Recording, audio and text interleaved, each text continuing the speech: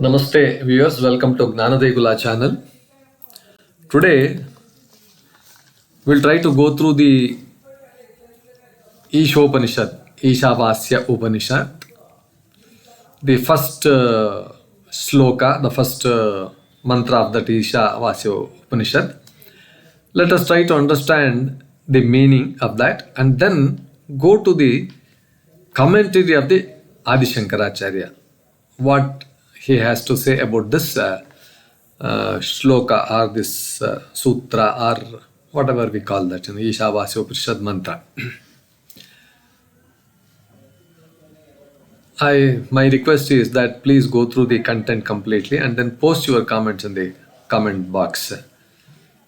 Please do not skip the video talk. Please go through it and then post your comments. Now, the sutra, the shloka is like this. Ishavasyam idaṃ sarvaṃ yat kiñca jagatyāṃ jagat tena tyaktena bhuñjīthā ma gṛdhaḥ kasya sviddhanam.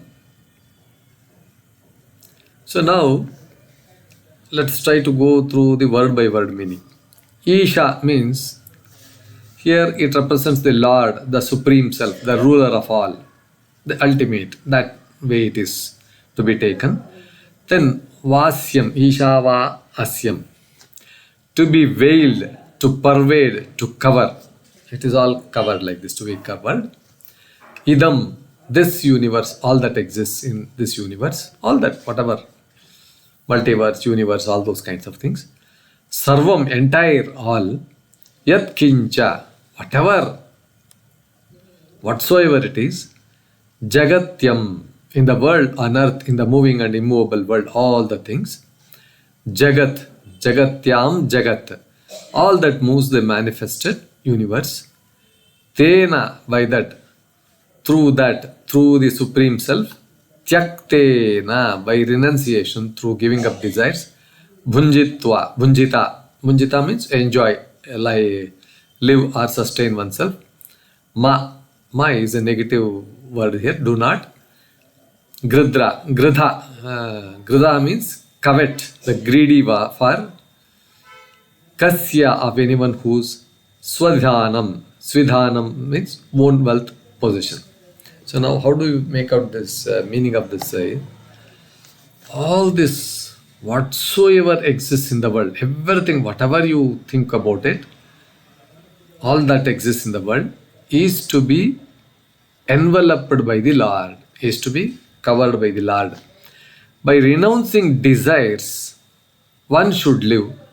Do not covet wealth, for whose is it really? This is the literal translation. Now, let us try to understand according to Adi Shankaracharya, how he sees this. Idaṃ Ishavasyam idaṃ sarvaṃ. That means all this is enveloped by the Lord.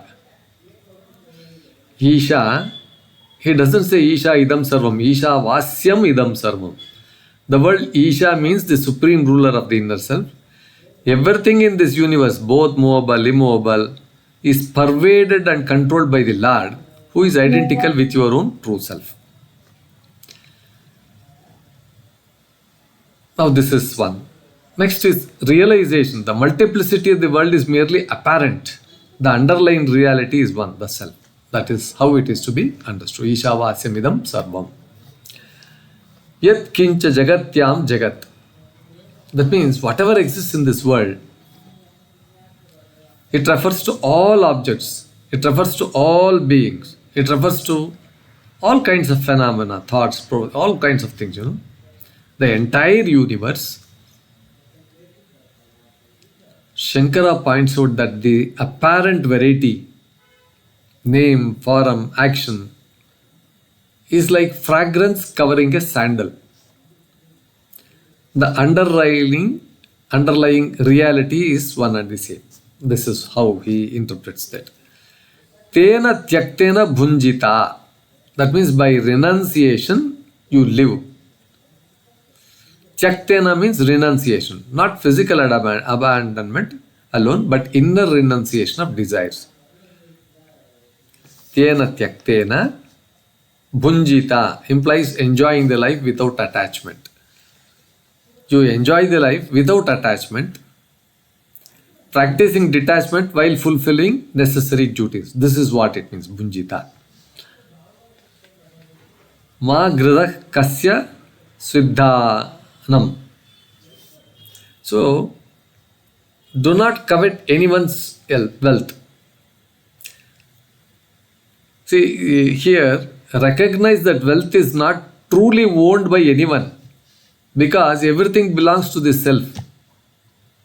This is how it is to be understood. Greed arises from identifying with the body-mind complex. Self-realization removes this illusion. Now, Adi Shankaracharya emphasizes, if one sees everything as the self, coveting wealth or possessions becomes, all possessions, they become meaningless. This is what he says. So, according to Adi Shankara's insight, the core teaching of this verse is renunciation, that is Tyaga. Based on what? Based on self-knowledge. Tyaga based on self-knowledge. All existence is the self, Atman or the Lord. The multiplicity of beings and objects is illusory, Maya. Maya kalpitam idaṃ jagat. By renouncing desires, one lives in harmony with the universe.